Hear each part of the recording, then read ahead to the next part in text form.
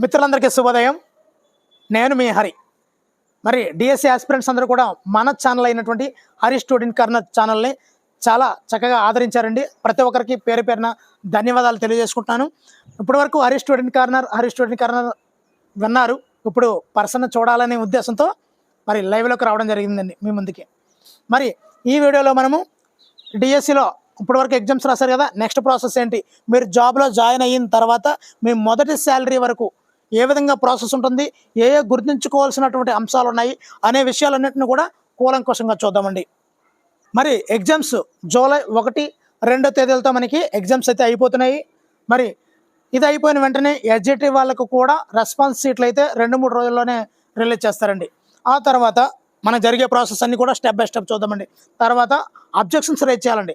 ఏ ఏ అంశాల మీద మనం అబ్జెక్షన్ రైజ్ చేస్తామంటే, మరి సిలబస్ దాటి ఉన్నటువంటి మన సిలబస్లో లేని అంశాల మీద ఆల్రెడీ కొంతమంది చెప్పారు మిత్రులు.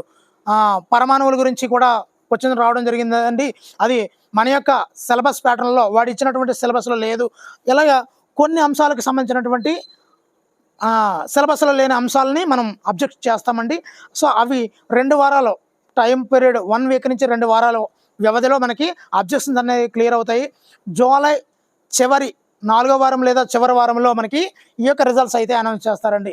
మరి రిజల్ట్స్ అనౌన్స్ అయిన తర్వాత మనకి మరి ఏ విధంగా పోస్టులు ఉంటాయి, ఏ విధంగా మనకి కాల్ లెటర్ ఏమైనా వస్తుందా. ఇంతకుముందు కాలంలో పాత డిఎస్సిల్లో కాల్ లెటర్ వచ్చింది, you are selected for the DSC so and so అని లెటర్ వచ్చేది. కానీ ఇప్పుడు అలాగే ఉండదండి. మనమంతా కూడా వెబ్సైట్ను ఫాలో అవ్వాల్సి ఉంటుందండి.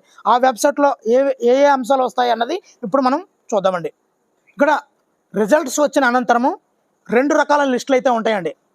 First one merit list, second one selection list అండి.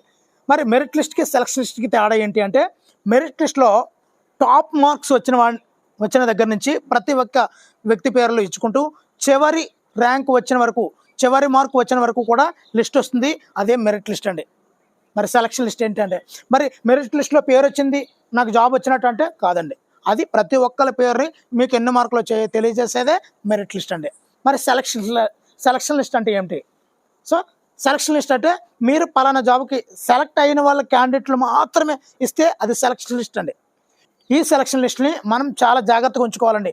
జాబ్ వచ్చిన తర్వాత కూడా మన దగ్గర చాలా జాగ్రత్తగా ఉంచుకోవాల్సింది ఈ సెలక్షన్ లిస్ట్. ఎందుకంటారా, మనకు ట్రాన్స్ఫర్లో మన డిఎస్సి క్యాండిడేటే మన మండలంలో ఉన్నారు. ఇప్పుడు ట్రాన్స్ఫర్కి అప్లై చేయాలి. ఎవరి ముందు ఎవరు వెనకాల, మీ స్కూల్లోనే మీ డిఎస్సి ర్యాంక్ వల్లే, డిఎస్సి 2025 వల్లే ఒకే స్కూల్లో ఉన్నారు. ఇప్పుడు ఎవరు మరి రేషనలైజేషన్ జరిగితే ఎవరు ముందుకు వెళ్ళిపోవాలి, ఎవరు వెనకాల ఉండాలి అన్నది తెలియాలి అంటే ఈ యొక్క సెలక్షన్ లిస్ట్లో మీ యొక్క సీరియల్ నెంబర్నే బేస్ చేసుకొని మీరు ముందుగా ఉంటే మీరు సీనియర్, ఆ స్కూల్లో సీనియర్. సో ఎవరైతే జూనియర్ ఉన్నారో వాళ్ళు రేషనలైజేషన్లో బయటకు వెళ్ళిపోవాలి. అదేవిధంగా ట్రాన్స్ఫర్లో కూడా ప్రయారిటీ ఈ విధంగానే ఇస్తారండి. కాబట్టి మీరు సెలక్షన్ లిస్ట్లో మీ పేరు వస్తే ఆ కాపీని మీ జీవితాంతం చాలా జాగ్రత్తగా ఉంచుకోవాలి. సో ఈ సెలక్షన్ లిస్ట్ వచ్చిన తర్వాత మనకి వెరిఫికేషన్ ఉంటుందండి. వెరిఫికేషన్లో మీ అందరికీ తెలిసిందే, ఇవన్నీ సోది చెప్పను, డైరెక్ట్గా కొన్ని కీ పాయింట్స్ ఉంటాయి, అవి చెప్తానండి. 4th నుంచి 10th వరకు స్టడీ సర్టిఫికేట్లు ఉండాలి. ఎందు గురించి చెప్తున్నాను అంటే, ప్రైవేట్ అభ్యర్థులు ఉంటారండి, ప్రైవేట్గా 10th రాసిన వాళ్ళు రెసిడెన్స్ సర్టిఫికేట్ని ఎంఆర్ఓ ద్వారా మనం సైన్ చేసుకున్నటువంటి సర్టిఫికేట్ని మనం వెరిఫికేషన్లో ఉంచుకోవాలండి. అదేవిధంగా 4th నుంచి 10th వరకు స్థానికత నిరూపత కోసం ఈ 4th to 10th స్టడీ సర్టిఫికేట్లు అయితే ఉండాలండి. అదేవిధంగా క్యాస్ట్ సర్టిఫికేట్ ఉండాలి. అది కూడా లేటెస్ట్ది, 6 నెలల ముందు మనం అప్లై చేస్తాం కదా, అప్పుడుతోనే సరిపోతుందండి. సో ఆ యొక్క క్యాస్ట్ సర్టిఫికేట్ లేటెస్ట్ది అయి ఉండాలండి. అదేవిధంగా ఒరిజినల్స్ అన్నీ కూడా పట్టుకెళ్ళండి. అది కౌన్సిలింగ్లో చాలా చాలా యూజ్ఫుల్. ఒకవేళ ఏ డాక్యుమెంట్ లేని పక్షంలో మిమ్మల్ని రిజెక్ట్ చేస్తారండి. కాబట్టి అన్ని డాక్యుమెంట్లతోనే ధైర్యంగా హ్యాపీగా వెళ్ళండి. అదేవిధంగా చాలామందికి ప్రాబ్లం వచ్చేది ఏంటంటే, ఏపీ టెట్ మార్క్స్ లేవండి అంటుంటారండి. ఏపీ టెట్ 2025 అనే వెబ్సైట్లోకి వెళ్తే మరి గవర్నమెంట్ తాలూకా లింక్ అయితే ఉంది. దానిలో ఓల్డ్ టెట్ మార్క్స్ యొక్క లింకులు అన్నీ ఉన్నాయి. మీ యొక్క డేట్ ఆఫ్ బర్త్, మీ యొక్క పేరు నమోదు చేస్తే ఆటోమేటిక్గా వస్తున్నాయి. ఒకసారి చెక్ చేసుకోండి. సో అవి కూడా hall ticket and marks memo 2 కూడా ఉండాలండి. ఏదైతే ఎక్కువ మార్కులు వచ్చిన టెట్ ఉన్నాయో దాన్నే మనం కన్సిడర్ చేస్తారు, దానినే మనం తీసుకువెళ్ళాలి. ఇదే కదా అని ఫైనల్ అని చెప్పి చూసుకోండి. ఎన్నైతే ఉన్నాయో అన్నీ కూడా డౌన్లోడ్ చేసుకోండి, మీ దగ్గర ఉంచుకోండి. సో ఎక్కువ మార్కులు వచ్చిన దాన్ని మనం అక్కడ ప్రజెంట్ చేయాలండి. మరి సర్టిఫికేట్ వెరిఫికేషన్ ఏ విధంగా ఉంటుంది అన్నది ఒకసారి చూసుకున్నట్లయితే, మరి ఎల్జిటి వాళ్ళకి 2 రోజులు లేదా 3 రోజులు లేదా 4 రోజులు అనేది ముందుగానే వెబ్సైట్లో నమోదు చేస్తారండి.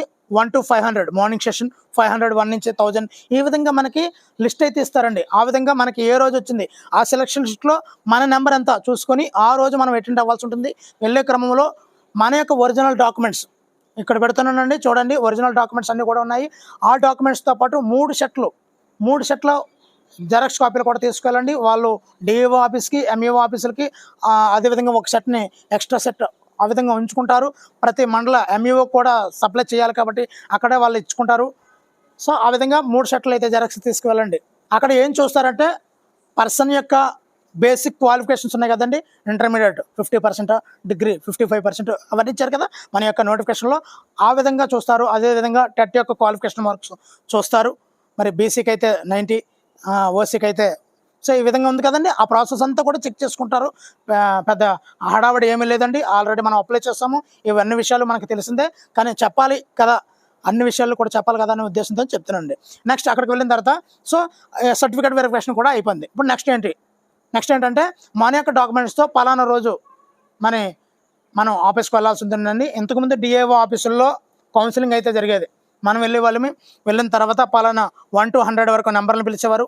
మన ఏ జిల్లాకి ఆ జిల్లాలో 1 to 100 పిలిచేవారు. వెళ్ళి కూర్చుంటే ఒక్కొక్క పర్సన్ని వాళ్ళ యొక్క డాక్యుమెంట్ని ఒకసారి స్క్రూట్ని బెంచ్ల వైజ్గా ఉంటాయి, అన్ని స్క్రూట్ని చేసుకుంటూ చెక్ లిస్ట్ని చెక్ చేసుకుంటూ అన్ని ఒక్కొక్క బెంచ్లో చెక్ చేసుకుంటూ చివరికి వెళ్ళేసరికి మన డిఏఓ గారు కూడా ఉంటారండి. డిఏఓ ఆధ్వర్యంలో మనకి ఆయన సంతకం ద్వారా మనం పలానా మనకి స్క్రీన్ మీద డిస్ప్లే అవుతాయండి. మన జిల్లాలో ఉన్నటువంటి ఏ స్కూల్ మనం సెలెక్ట్ చేసుకోవాలి అవన్నీ కూడా డిస్ప్లే అవుతాయి. మనం పలానా స్కూల్ కావాలండి. ఫస్ట్ మనం ఏ విధంగా సెలెక్ట్ చేసుకోవాలి స్కూల్ అన్నది కూడా చూద్దామండి. ముందుగా మనం ఏ మండలం కావాలనుకుంటున్నామో ఆ మండలాన్ని అక్కడ డేటా ఆపరేటర్ ఉంటారు. ఆ ఆపరేటర్ చెప్తే మన యొక్క డిస్ప్లే మీద ఎదుర మనకి స్క్రీన్ కనిపిస్తుంటుంది. ఆ స్క్రీన్ మీద మనకి మండలం వారీగా లిస్ట్ వస్తుందండి, ఏ స్కూల్ ఖాళీలు ఉన్నాయి. ఒకవేళ మన మండలంలో ఏదైనా ఖాళీ ఉంటే అక్కడ డిస్ప్లే అవుతుంది మనం అడిగిన మండలం. సో అక్కడ మనకు నచ్చిన స్కూల్ని సెలెక్ట్ చేసుకోవచ్చండి. ఒకవేళ మనం కోరుకున్న మండలం ఇక్కడ లేవు అని చెప్తే నెక్స్ట్ సెకండ్ మండలాన్ని కూడా మనము సెలెక్ట్ చేసుకోవాల్సి ఉంటుందండి. సో ఏ స్కూళ్ళు ఖాళీ ఉన్నాయో ఆ స్కూళ్ళన్నింటిని కూడా వాళ్ళు ముందుగానే మనకు లిస్ట్ ఇస్తారండి. వాటిని కూడా ముందుగానే మనం ఏం చేయాలి, ప్రయారిటీ ఆర్డర్ మనకి ఏ స్కూల్ అయితే బెస్ట్ అన్నది ఫస్ట్ వన్ ఏంటి, సెకండ్ వన్ ఏంటి, ఏ మండలంలో కోరుకోవాలి, ఫస్ట్ మండలంలో పలానే కోరుకుందాం, సెకండ్ మండలంలో పలానా స్కూల్లో కోరుకుందాం, అలా చాలా ఎక్కువ మొత్తంలో రాసుకుంటూ ఉండండి. ఎందు గురించి అంటే ముందులో సెలెక్ట్ అయిపోయిన అభ్యర్థులందరూ కూడా మ్యాక్సిమం మన్యము లాంటి ఏజెన్సీ ఏరియాలో ఉన్నాయండి. మరి మన యొక్క ప్లెయిన్ ఏరియాలో చాలా తక్కువ మొత్తంలో ఉన్నాయి. అవి కూడా ముందుగా ఉన్నటువంటి అభ్యర్థులు టాప్ 100లో వస్తుంటారు కదా, ఆ అభ్యర్థులు కోరుకునే అవకాశం ఉంది. కాబట్టి మీరేం చేయాలంటే వాళ్ళు ఆల్రెడీ ఏదైతే స్కూల్ లిస్ట్ ఇస్తారో ఆ స్కూల్ లిస్ట్ని జల్లెడ పెట్టాలండి. ముందుగా మన దగ్గరలో ఉన్నటువంటి మండలంలో అన్నీ కోరుకుంటాం. సెకండ్ నెక్స్ట్ ఏ మండలాన్ని కోరుకోవాలి, తర్వాత ఏ మండలం కోరుకోవాలి, తర్వాత ఏ మండలం కోరుకోవాలి అనేది ఒక పెద్ద లిస్ట్ తయారు చేసుకోవాల్సి ఉంటుంది. సో అలా తయారు చేయడానికి మండలంలోని అదేవిధంగా మీ నియర్ బై స్కూల్స్ దగ్గర యూనియన్ నాయకులు ఉంటారండి. వాళ్ళ యొక్క నెంబర్లు తీసుకోండి. ఆ యూనియన్ నాయకుల ద్వారా నెంబర్లు తీసుకున్నట్లయితే వాళ్ళ ద్వారా మీరు అప్రోచ్ అవుతూ ఏ స్కూల్ అయితే బెస్ట్, ఏ స్కూల్ అయితే దగ్గరగా ఉంటుంది అన్నది మీరు సెలక్షన్ చేసుకోవచ్చండి. సో అక్కడ డిస్ప్లే అవుతున్నప్పుడు ఫస్ట్ మండలం అడుగుతాం, అక్కడ లేకపోవచ్చు. రెండో మండలం అడుగుతాం, లేకపోవచ్చు. మూడో మండలంలో కొన్ని స్కూల్ కనిపించవచ్చు. మనం ఒక స్కూల్ని సెలెక్ట్ చేసుకున్నాం, వెంటనే డేటా ఆపరేటర్ ఆ స్కూల్తో ఒక ఆర్డర్ వెంటనే డిస్ప్లే అయిపోతుందండి. మనకి ఆర్డర్ డౌన్లోడ్ అయిపోతుంది. వెంటనే పక్కన ఉన్నటువంటి డిఏఓ గారు సంతకం చేసేసి మనకి ఇచ్చేస్తారండి. దాన్ని ఎట్టి పరిస్థితుల్లోని దయచేసి లేట్ చేయకుండా వెంటనే జాయిన్ అయిపోండి. ఆ డాక్యుమెంటు మీ యొక్క అదే మెయిన్ అండి. నీకు జాబ్ వచ్చింది అని అనడానికి ఆ డాక్యుమెంటే మెయిన్. ఆ డాక్యుమెంట్ని పట్టుకొని మీరు డైరెక్ట్గా అక్కడే ఉంటాడండి ఎంఈఓ. మీ కౌన్సిలింగ్ హాల్ దగ్గరే ఎంఈఓ ఉంటారు. ఎంఈఓని కన్సల్ట్ చేసి అక్కడే జాయినింగ్ ఆర్డర్ తీసుకోండి. ఆ తర్వాత ఎంఆర్సి మండల్ రీసెర్చ్ సెంటర్ ఉంటుంది కదండి, ఆ ఎంఆర్సీకి వెళ్ళిపోవచ్చు. ఆ ఎంఆర్సీలో మీ యొక్క డాక్యుమెంట్ జాయినింగ్ ఆర్డర్ ఇచ్చేస్తే హ్యాపీగా తర్వాత రోజు స్కూల్కి వెళ్ళినా ఇబ్బంది లేదు. వీలైనంత వరకు అదే రోజు స్కూల్లో జాయిన్ అవ్వండి. సో వర్జాలు ముహూర్తాలు చూసుకోకండి. వర్జాలు ముహూర్తాలు చూసుకున్నట్లయితే వచ్చే ప్రాబ్లం చూద్దామండి. సో మాకు వచ్చిన ప్రాబ్లం ఏంటంటే నవంబర్ 4, 2010 నాకు జాబ్ వచ్చింది. కానీ నేను నవంబర్ 5, 2010 దీపావళి అమావాస్య కదా, అమావాస్య ముందు రోజు జాయిన్ అవుతామని 6వ తేదీ జాయిన్ అయ్యానండి. సో నవంబర్ 4 జాయిన్ అయిన వాళ్ళందరూ కూడా నాకన్నా ముందు అయ్యారు. November 6 నేను వెనకయ్యాను. సో అలాంటి ప్రాబ్లమ్స్ అయితే ఫేస్ చేయాల్సి ఉంటుంది. మన ఛానల్లో చాలా కామెంట్లు, మంచి కామెంట్లు అయితే ఇచ్చారండి. ప్రతి ఒక్కరికి పేరు పేరున ధన్యవాదాలు తెలియజేస్తున్నాను. ఎలాంటి కామెంట్లు అంటే బూస్టింగ్ వచ్చే విధంగా ఉన్నాయండి ఆ కామెంట్లు అన్నీ కూడా. సార్ జాబ్ వచ్చే విధంగా అంతలాగా బాగా గుర్తుండిపోయేలా చెప్తున్నారండి అని హిస్టరీకి సంబంధించినటువంటి లెసన్స్ అయ్యి అవ్వచ్చు, అదేవిధంగా పెర్స్పెక్టివ్స్ అవ్వచ్చు, సైకాలజీ అవ్వచ్చు. సో ఈ విధంగా అన్నిటికి కూడా మంచి కామెంట్లు అయితే ఇచ్చారండి. ప్రతి ఒక్కరికి పేరు పేరున ధన్యవాదాలు. మన యొక్క టెలిగ్రామ్ ఛానల్లో కూడా పోస్ట్ చేశానండి, చాలా మంచి కామెంట్లు. ప్రతి ఒక్కరికి ధన్యవాదాలు. మనం ఎంఆర్సీకి వెళ్ళాము. అక్కడ నుంచి ఎంఆర్సీకి వెళ్ళిన తర్వాత అక్కడ సెలక్షన్ లిస్టు ఇచ్చేసిన తర్వాత మన స్కూల్లో మొదటి సంతకం చేసేటప్పుడు ఆ ఫీలే వేరండి. ఆ స్కూల్లో మొదటి అడుగు పెట్టేటప్పుడు ఆ ఫీలే వేరు. అనుభవించిన వాడికే తెలుస్తుంది దాని విలువ. అది ఎవరెస్ట్ ఎక్కినంత ఉత్సాహం అయితే నింపుతుందండి. ఓకే, ఆ తర్వాత మనకి శాలరీ ఏ విధంగా వస్తుంది, ఎస్జిటి వాళ్ళకి ఎంత శాలరీ వస్తుంది, స్కూల్ అసిస్టెంట్ వాళ్ళకి ఎంత శాలరీ వస్తుంది అనేది ఇప్పుడైతే చూద్దామండి. ఎస్జిటి వాళ్ళకి ఇప్పుడు పక్కన డిస్ప్లే కూడా చేస్తానండి. బేసిక్ మీరు జాయిన్ అయినట్టునే అప్రెంటిస్ పీరియడ్ లేదండి. మాకైతే 3,600 మొదటి సంవత్సరం 3,600 రూపాయలు తీసుకోవడం జరిగింది. రెండవ సంవత్సరం 4,500 రూపాయలు తీసుకోవడం జరిగింది. తర్వాత అయితే బేసిక్ నుంచి డైరెక్ట్ స్కేల్లోకి రావడం జరిగింది. కానీ మీకు అప్రెంటిస్ పీరియడ్ అయితే లేదు కాబట్టి డైరెక్ట్గా మీ యొక్క బేసిక్ పే 32,670 రూపాయలండి ఎస్జిటి వాళ్ళకి. ఫస్ట్ నేను చెప్పేది ఎస్జిటి వాళ్ళకి. అదేవిధంగా దాని యొక్క డిఏ ప్రజెంట్ 33.67% ఉంది. సో బేసిక్ని కాల్కులేట్ చేసుకుని 11,000 రూపాయల డిఏ అండి. Draft arrears. Next HRA house rent elevens, ఇది 3,267 అండి. ఇది మేమున్నది రూరల్ ఏరియాలో కాబట్టి 10% ఉంటుంది. కొన్ని ఏరియాల్లో 12% ఉంటుంది, జీవీఎంసీ లాంటి వాటిలో. మరి ఈ యొక్క టౌన్ ప్లానింగ్లో వేరే 16% ఉంటుందండి. మేమున్నది 10% కాబట్టి 3,267 అండి. 30 బేసిక్లో కాల్కులేట్ చేయాలండి డిఏ అనేది. సో మొత్తంగా ఎస్జిటి వాళ్ళకి టోటల్గా వచ్చే అమౌంట్ గ్రాస్ అంటారండి. దీన్ని గ్రాస్ 46,937 రూపాయలు వస్తుందండి. 46,937 రూపాయలు. సో ఈహెచ్ఎస్ కటింగ్లు, అదేవిధంగా సిపిఎస్ కటింగు, ఇలా కటింగ్లు పోను 41,000 నుండి 42,000 వస్తుందండి మీ చేతికి. 41,000 నుండి 42,000 మీరు అందుకునే మొదటి శాలరీ అండి. సో మొదటి నెల కాస్త లేట్ అవ్వచ్చు, కానీ 2-3 నెలల్లో మాత్రం హ్యాపీగా అయిపోతుందండి శాలరీస్ మాత్రం. నెక్స్ట్ స్కూల్ అసిస్టెంట్ కేటగిరీ వారికి బేసిక్ పే అనేది 44,570 రూపాయలండి. అదేవిధంగా డిఏ అనేది 15,007 రూపాయలండి. సో డిఏ ఆల్రెడీ చెప్పాను 33.67% అయితే ఉంటుంది. ఆ పరంగా మనం బేసిక్ నుంచి కాల్కులేట్ చేసుకుంటే 15,007 రూపాయలు ఉంటుందండి. అదేవిధంగా హెచ్ఆర్ఏ అనేది 4,457 రూపాయలు ఉంటుంది.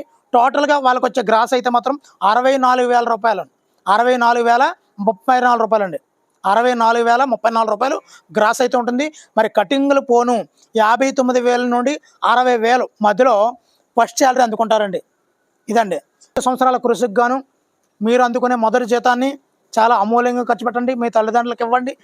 మరి అందరికీ కూడా మీ యొక్క ఈడిఎస్సిలో జాబ్ వచ్చి మరి తల ఎత్తుకునేలా, మీ తల్లిదండ్రుల తల ఎత్తుకునేలా సగర్వంగా తిరుగుతూ మరి మంచి మూమెంట్స్తో ముందుకు వెళ్ళాలని మనస్ఫూర్తిగా ఆశీర్వదిస్తూ మీ Hari student corner. Thank you for watching.